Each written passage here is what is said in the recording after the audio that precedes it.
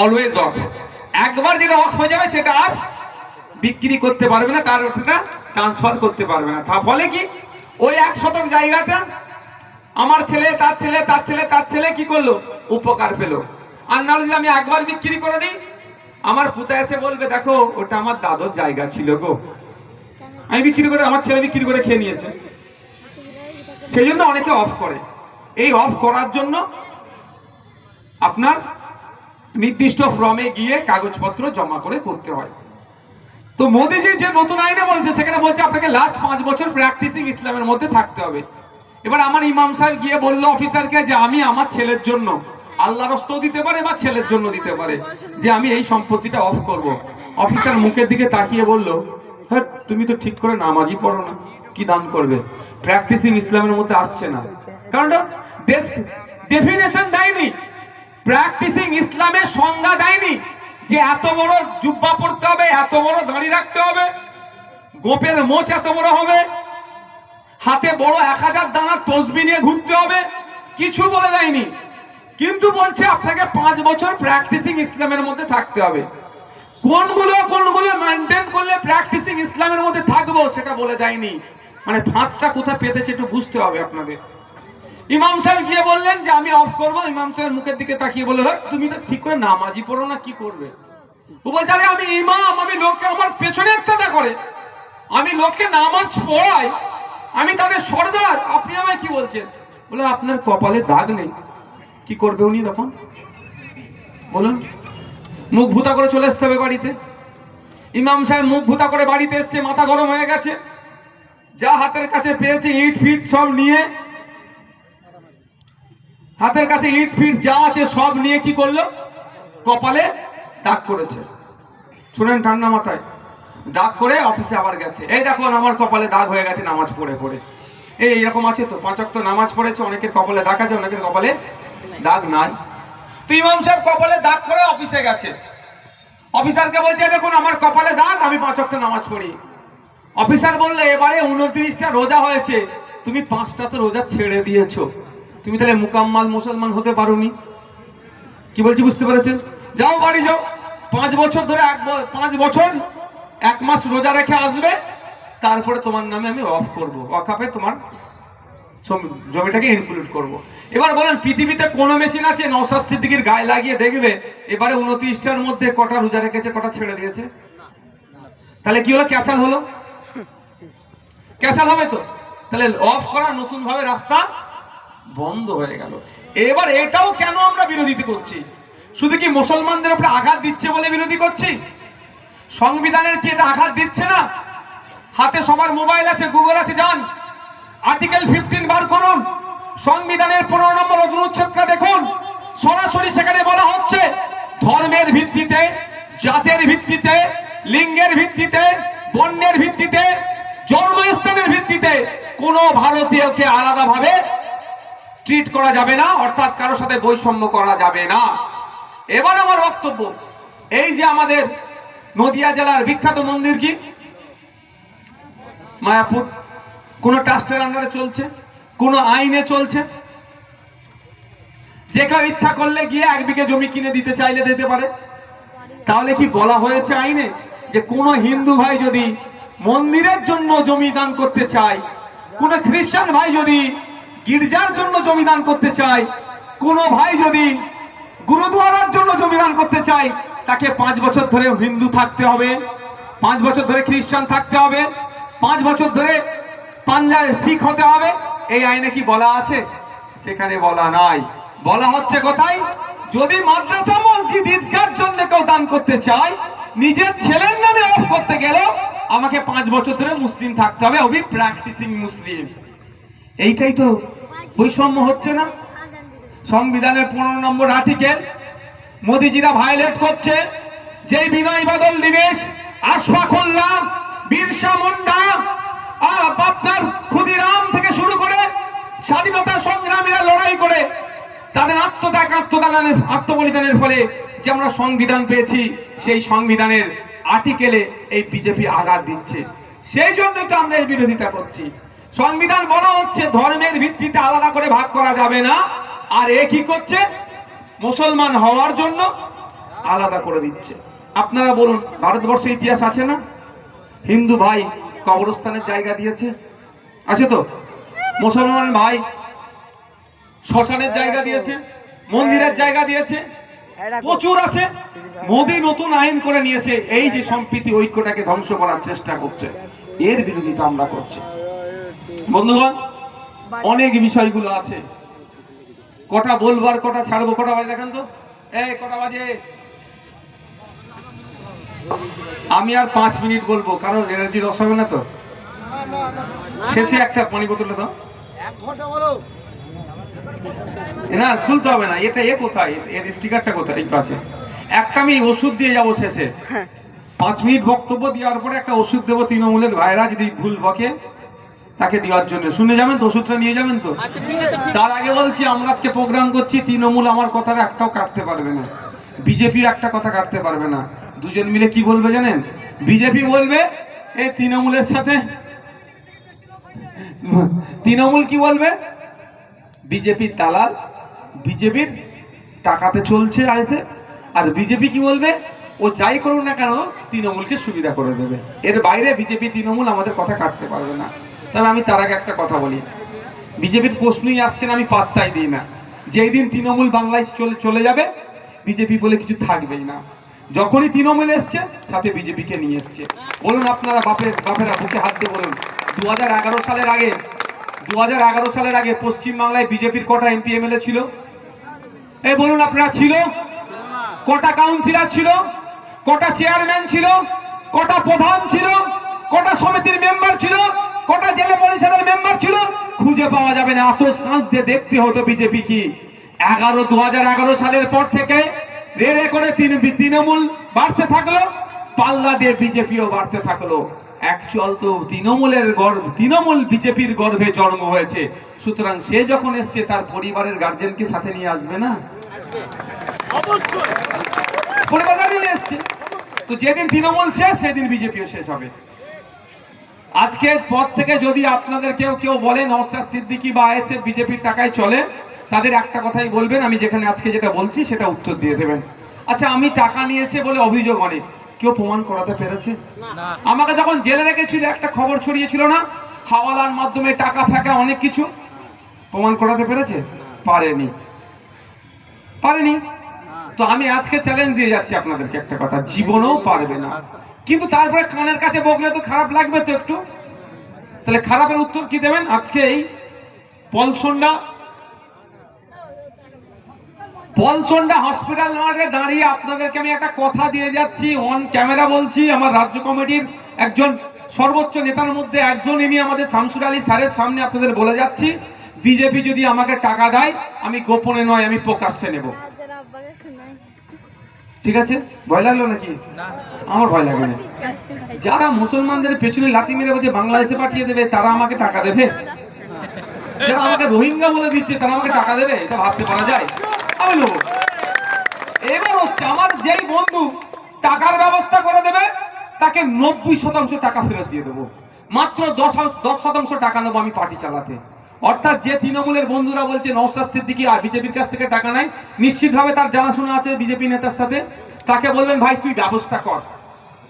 100 টাকার ব্যবস্থা করতে বললে নওশাদ ভাইজান 90 টাকা তোকেই দিয়ে দেবে তোর সংসার ধর্ম আয়েশ করার জন্য, 10 টাকা মাত্র পার্টি চালাতে নেবে। কি বলছি বুঝতে পারছে? আজকের পর থেকে যদি কেউ বলে কথা, তাদের কি বলবেন? তুই ব্যবস্থা কর, ভাইজান প্রকাশ্যে নেবে। গোপনে বলছিস নিয়েছে তো, ভাইজান প্রকাশ্যে নেবে, দেখি কেমন ব্যবস্থা করতে পারে।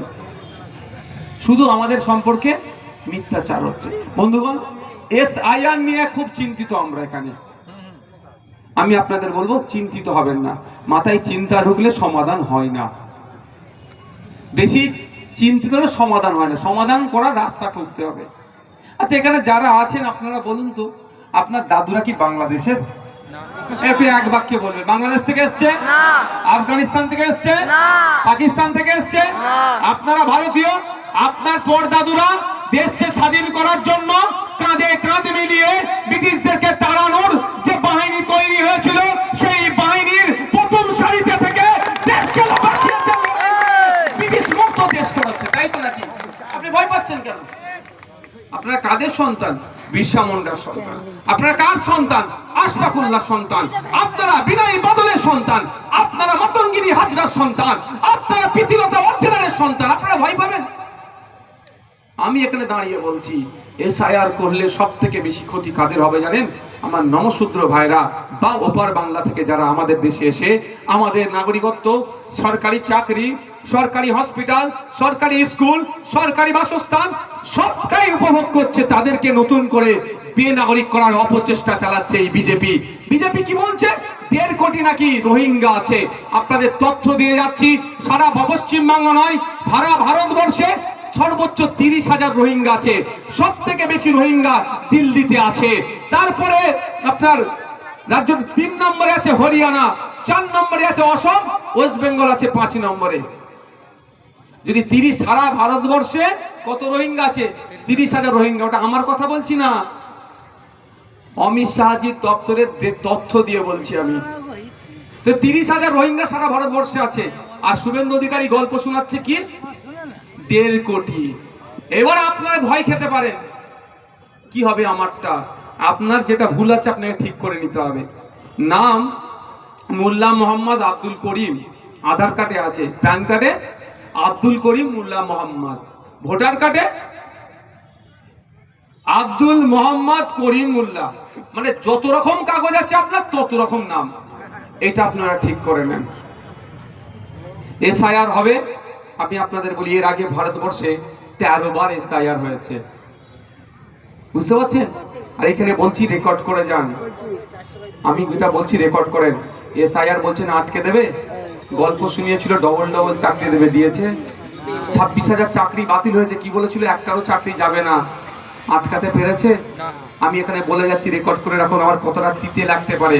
প্রথম কথা, মাথা থেকে আতঙ্কর ভয়টা সরান। আমার বলার কারণ সরিয়ে দেন মাথা থেকে। কি এসআইআর কেউ আটকাতে পারবে না, এটা আপনাদের বলে যাচ্ছি। তবে এসআইআর এর ভালো দিক খারাপ দিক কি আছে সেটা আমরা দেখব। যদি সঠিকভাবে স্বচ্ছতার সাথে এসআইআর হয় আমরা সহযোগিতা করব। মৃত ভোটারের নাম কাটা যাবে, সহযোগিতা করব। এখানেও ভোটার আছে, নাকাশিপাড়াতে আছে, কালীগঞ্জে আছে, আপনার তেহট্টতে আছে, 3 জায়গায় ভোটার হয়ে বসে আছে, 2 জায়গায় কাটার সহযোগিতা করব। বাপ দাদু 10 বছর আগে মারা গিয়েছে, ভোটের সময় আসে, টুক করে কবর থেকে উঠে ভোট দেয় চলে যায়, টুক করে শ্মশান থেকে আসলো, ভোট দিল চলে গেল, ওইগুলো কাটবো। আমরা বলবো অত কষ্ট করতে হবে না, তুমি কবরে গেছো 10 বছর, তুমি শ্মশানে গেছো 10 বছর, কেন কষ্ট করে ভোটটা দিতে আসবে? শুধু ভোটের সময় আসতে হবে না, সারা বছর পাত্তা নিয়ে ভোটের সময় আসো। ও দাদু তুমি কবরেই শুয়ে থাকো, দাদু তুমি শ্মশানেই থাকো, শ্মশান থেকে উঠে আসতে হবে না, কবর থেকে আসতে হবে, তাহলে নামটা কাটাবো। আপনার এখানেও বাড়ি, কলকাতা রাজারহাটে ফ্ল্যাট নিয়েছে, রাজারহাটেও ভোটার কার্ড বানিয়েছেন, একটা তো ভাই বাতিল হবে, বাতিল হবে তো, এটা নিয়ম। তাহলে সেইটাকে যদি বাতিল করে আপনি আমি চিৎকার করবো কেন? আপনার পাড়ার কেউ 10 বছর আগে মারা গেছে, তার নাম এখনো ভোটার লিস্ট আছে, যদি কেটে দেয় চিৎকার করবো কেন? এখানে আরো এখানে প্রয়োজনে সহযোগিতা করবো যদি সহযোগিতা চাই। তবে হ্যাঁ, আমার পাড়ায় রাম রহিম হোক, সীতা ফতেমা হোক, যদি বৈধ ভোটারকে যদি ডাউটফুল ভোটার ঘোষণা যে করবে যে অফিসার, আমরা নজর রাখবো, আইনি লড়াই করব, তার বিরুদ্ধে আইনি লড়াই চলবে, প্রয়োজনে ইসিআর এর বিরুদ্ধে আইনি লড়াই চলবে। কিন্তু এসআইআর এর নামে যে হয়রানি করার যদি কেউ চেষ্টা করে, আমরা গণতান্ত্রিক প্রক্রিয়া তাকে ছেড়ে কথা বলবো না, বলবো না, বলবো না। কিন্তু এটা মাথায় ঢুকিয়ে নেন, এর পূর্বে ভারতবর্ষে 13 বার এসআইআর হয়েছে, তখন রাজনৈতিক ভাবে হয়নি বলে এত চর্চা হয়নি। 2002 সালে বাপের বয়সী যারা আছেন, 2002 সালে এসআইআর হয়েছিল, পশ্চিম বাংলায় 28 লক্ষ নাম বাদ পড়েছিল। কজন চিৎকার করেছে ভাই? কজন দেশ থেকে চলে গেছে? কজনের ভোটারের নাম কাটা গিয়েছে? আমি আচ্ছা, এটা কোন বিধানসভা? আর যেখানে তামান্নার বাড়ি কালীগঞ্জ, কালীগঞ্জ উপনির্বাচনে কত মানুষের নাম কাটা গেছে আপনারা জানেন? জানেন না? 6000। কালীগঞ্জ উপনির্বাচনের আগে 6000 ভোটারের নাম কাটা গিয়েছে। যদি একটা বিধানসভায় 6000 ভোটারের নাম কাটা যায়, তাহলে 294টা বিধান ইন্টু 6000 যদি মারি কত হচ্ছে জানেন? প্রায় 17 লাখ। মেরে দেখো না কত হচ্ছে। হ্যাঁ হ্যাঁ, কত? 17,64,000 না কত? তাহলে 17,64,000 এমনি বাদ যাচ্ছে। তো ওই কালীগঞ্জে যে 6000 নাম বাদ গেছে, কেউ চিৎকার করছে? একটা মানুষ চিৎকার করেছে? তাহলে এটা নিয়ে রাজনীতি হচ্ছে। মমতা ব্যানার্জি কি বলছে? আমাকে ভোট দাও, তোর ভোট আমি আটকে দেবো, তোর নাম কেউ কাটতে পারবে না। আর শুভেন্দু অধিকারী হিন্দুদের ভাইদের কি বলছে? এই তোমরা আমাদের ভোট দাও, এই বেটাগুলোকে সব তাড়িয়ে দেবো। শুভেন্দু বাবুর বাবার জায়গায় আমি বসে আছি নাকি? হ্যাঁ, না মমতা ব্যানার্জির বাপের দয়াতে আমি পশ্চিমবাংলায় আছি। আমার বাপ দাদার লড়াই ব্রিটিশদের তাড়িয়েছে বিনয় বাদল দীনেশ, আশফাকুল্লাহ ফুরফুরার পীর আবু বকর, গান্ধীজি নেতাজি একসাথে, আকরাম খান মৌলানা আকরাম খান সহ যারা আছেন একসাথে লড়াই করেছে, ব্রিটিশদের তাড়িয়ে স্বাধীন ভারতে আছি। আমি আমার বাপ দাদুর জায়গাতে আছি। শুভেন্দুর ক্ষমতা আছে। আমি বলেছিলাম মালদাতে গিয়ে একটা প্রোগ্রামে, ওই যে আমির শেখকে তাড়িয়ে দিয়েছিল না, আমি বলে এসেছিলাম ওর বাপ যদি আমাকে দায়িত্ব দেয় মালা পরিয়ে ঘরে আনবো, কারো বাবার ক্ষমতা না ওকে বাংলাদেশে আটকে রাখার। দেখুন কদিন আগে এসে গেছে। এসেছে জানেন কি আপনারা? যেদিন গিয়ে বলেছি তারপরের দিন কলকাতা হাইকোর্টে ওর বাপকে গিয়ে কেস নিয়ে করিয়েছে। জানছেন নওশাদ সিদ্দিকী ঠিক জায়গায় ধরেছে। তৃণমূলের নেতারা তারপরের দিনে কেস করিয়েছে, সেই দিন কেস, তার আগের দিন কেস হয়নি। আমি তো জানি মামলা করতাম, আমি নিয়ে গিয়ে মামলা করে নিয়ে চলে আসতাম। আমি বলেছিলাম যে কি বল আপনার মালা পরিয়ে ঢুকাবো। কেন বলেছিলাম? যে আমি ভারতীয়, এটা আমার সব থেকে বড় পরিচয়। আমার কারো মাজাল নাই, কারো ক্ষমতা নেই আমাকে দেশ থেকে তাড়াবার। হয়তো রাজনৈতিক চক্রে আমাকে তাড়িয়েছে, আমি ফিরে আসবো, কেউ আমাকে আটকে রাখতে পারবে না। আচ্ছা এখানে যারা আছেন, আমি একটা কথা বলি, আচ্ছা আপনারা যারা আছেন, আমি বোঝানোর জন্য বলছি, আমার এই কথা নিয়ে অনেকে ব্যঙ্গ করে। সবার দাদুর কবরটা কোথায় একটু বলবেন? বাংলাদেশে নোয়াখালীতে, চিটাগাঙে, যশোরে, খুলনাতে, আপনার কাবুলে, লাহোরে, হ্যাঁ মায়ানমারে, এটা বলুন না গো। কারো বাপদাদুর কোথায়? লোকাল কবরস্থানে না, পরদাদুর কবর সব মাটি ফেলে চলে উঁচু করে দিয়েছি, তাই তো নাকি? তাহলে ভয় পাচ্ছেন কেন? ভয় তো রাজনৈতিক কারবারিটা আপনাদের খাওয়াচ্ছে। কেন খাবেন ভয়? আর এই ভয় ভাঙিয়ে দিই বলে আমি গাল খাই ভাই। আমি যদি এসে একটু ভয় খাইয়ে দিতাম, হ্যাঁ মুসলমান আমাকে ভোট দাও আমি বাঁচিয়ে নেবো, নাহলে তোমাদের তাড়িয়ে দেবে, তখন মনে হতো না নওশাদ সিদ্দিকী ঠিকই বলছে আমাকে বাঁচাবে। আমি বাঁচাবার কেউ নয়। আমি আপনাদের শুধু বলে যাচ্ছি আপনাদের কাগজ ঠিক রাখতে হবে, বানান ভুল। আচ্ছা আপনারা যারা এখানে আছি সবাই তো দাদু সম্পত্তির উপরই বসবাস করছি। যাদের একটু পয়সা কড়ি বেশি হয়েছে শহরের দিকে উঠে গেছি, কিন্তু নারী কোথায় কোথা আছে? দাদু সম্পত্তিতে। আজকের দিনে বলুন, যদি আপনার কাছে কাগজটা না থাকতো তৃণমূলের লোক ছেড়ে দিত আপনার জায়গাটা? বলেন বলতে কি খাস 1 নম্বরে খতিয়ানি চলে গেছে আমার সরকারে, আমি দখল করে নেবো, করতো না? আপনার কাছে কাগজ আছে, আপনি কাগজ, হরিণের পেটে মৃগনাভি, হরিণ সারা জঙ্গলে ঘুরছে, আরে এত খুশবু কোথা থেকে আসছে? ওর পেটে নিয়ে ঘুরছে হোস নেই।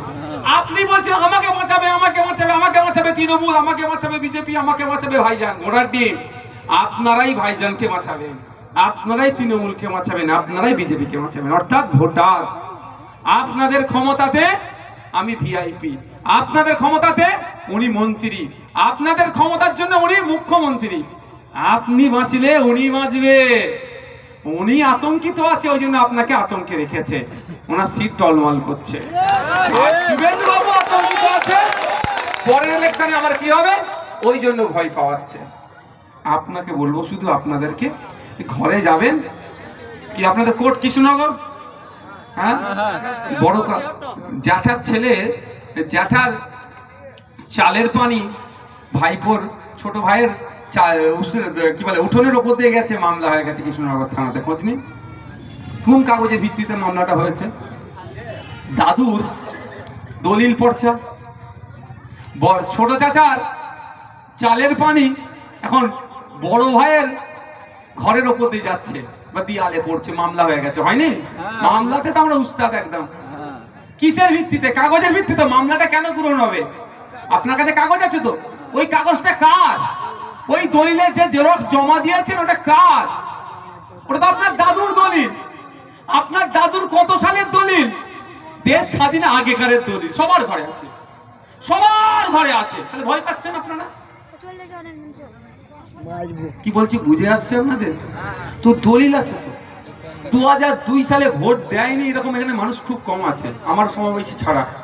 মানে আমার আব্বা দিয়েছে, আমার বয়সী যারা আছেন তাদের প্রত্যেকের আব্বা আম্মা বাবা মা তো 2002 সালের ভোট দিয়েছে, ভোটার লিস্টে নাম আছে, ওটাই তো যথেষ্ট। আমাদেরকে আতঙ্কিত করা হচ্ছে। আমার অনুরোধ এটাই, আতঙ্কিত হবেন না। কাগে কান নিয়ে চলে যাচ্ছে, কাগের দিকে তাকাবার দরকার নেই, যে কানে হাত দিয়ে দেখুন। আচ্ছা, যেটা বলছিলাম ঔষধটা দিব। দেখবেন তৃণমূলের বন্ধুরা বলে আমাদের সরকারের নিচ্ছর, আমাদের বদনাম করছো। কন্যাশ্রী, রূপশ্রী, লক্ষ্মীর ভান্ডার নাকি ওদের সরকারের, যেন মমতা ব্যানার্জির ট্যাক্স আছে, টাকা ছাপাচ্ছে দিয়ে দিচ্ছে আমাদেরকে।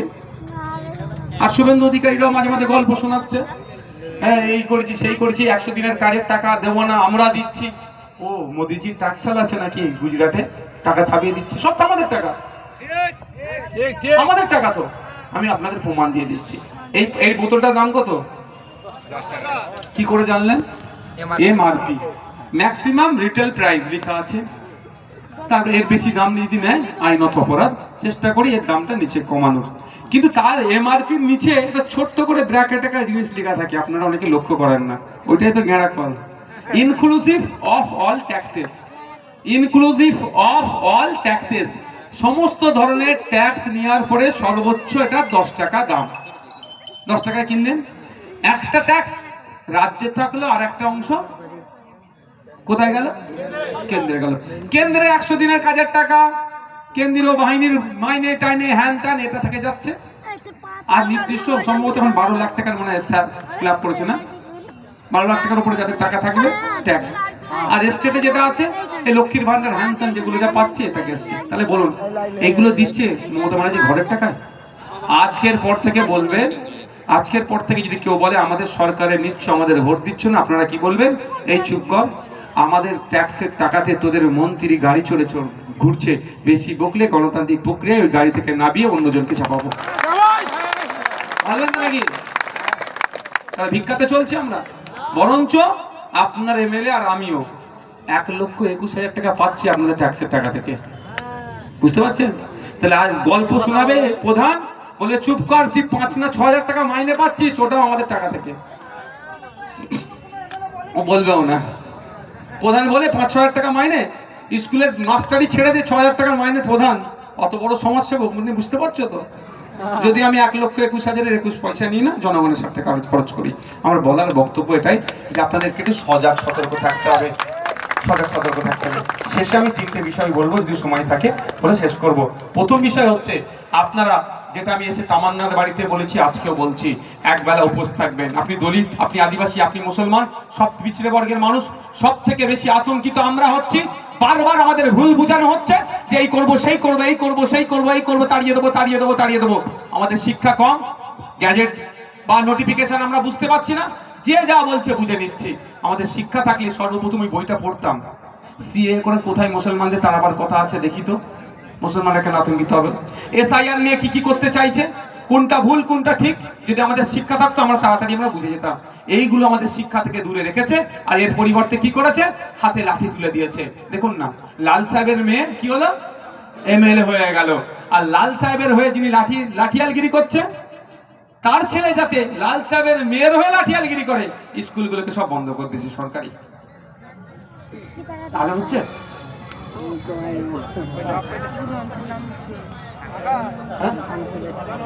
ঠিক আছে, সব ভালো থাকবেন।